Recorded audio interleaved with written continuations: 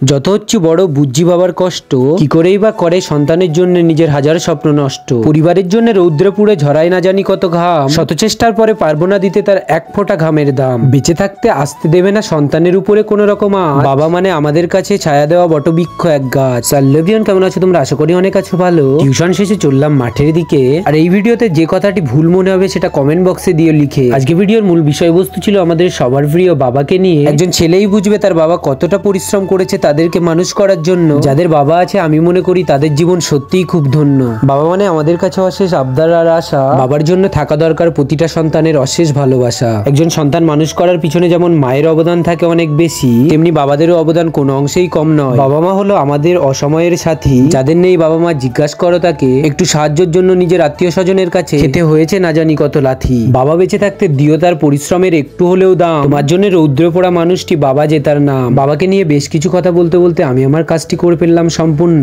তোমরা যারা বাবাকে ভালোবাসো অবশ্যই নিচের কমেন্ট বক্সে বাবার জন্য সুন্দর করে একটা কমেন্ট করে দিও, আর ভিডিওটি ভালো লাগলে অবশ্যই একটি শেয়ার করে দিও। এমন ভিডিও দেখতে চাইলে করতে হবে তোমাদের ফলো। আর এই ভিডিওটি কেমন হয়েছে সেটা নিচের কমেন্ট বক্সে বলো।